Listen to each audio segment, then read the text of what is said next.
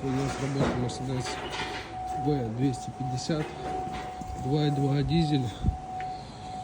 Небольшой косметический ремонт в связи с тем, что по ходу движения поршневая группа решила поздороваться с водителем за руку, причем сразу же за две руки.